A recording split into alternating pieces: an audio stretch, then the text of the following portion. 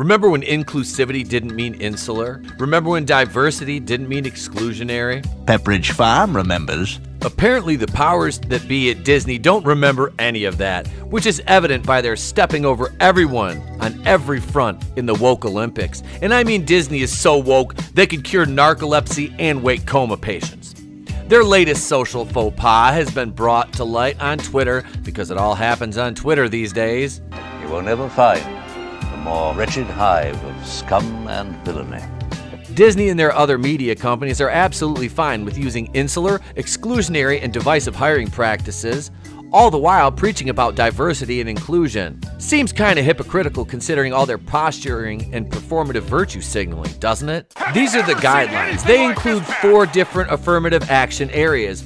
Those areas are on-screen representation, creative leadership, below the line, and industry access and career development. To get an idea of the policy, the on-screen representation requires at least 3 of the following standards to be met. 50% or more of regular or recurring written characters come from underrepresented groups. 50% more of regular and recurring actors come from underrepresented groups. Secondary characters, meaningful inclusion of underrepresented group as a secondary or more minor on-screen individuals, including background characters. Series premise, meaningful integration of underrepresented groups in overall themes and narratives. Episodic storytelling, ongoing, meaningful integration of underrepresented groups in episodic themes and narratives.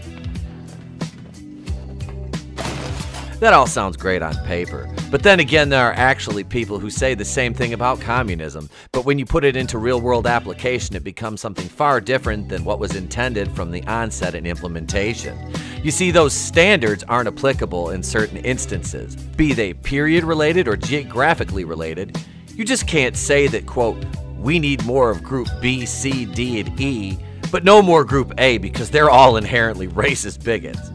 In my experience, that's usually the people who project the most virtue that have the most to hide. And in the case of Disney, we all know their track record with racism and how that goes. Yet they'll continually bend the knee to China and circumvent their own narrative for the sake of what they covet more than that sweet, sweet social media clout. We all know that Disney is a for-profit corporation, not the March of Dimes of the Salvation Army. They're not fooling anybody with that facade. But here's the exact quote from the horse's mouth, one that probably has a forked tongue. I will tell you, for the first time we received some incredibly well-written scripts that did not satisfy our standards in terms of inclusion, and we passed on them. Walden then cited an example of a script centered on a white family with the assumption that the diversity would come with the neighbors. Walden stated, "Pass. That's not going to get on the air anymore because that's not what our audience wants, that's not a reflection of our audience, and I feel good about the direction we're moving." These quotes are from Dana Waldman from ABC TV, Disney executive, and that doesn't sound very inclusive, now does it? Before you get all up in your feelings, white people can be victims of racism as well as hate crimes.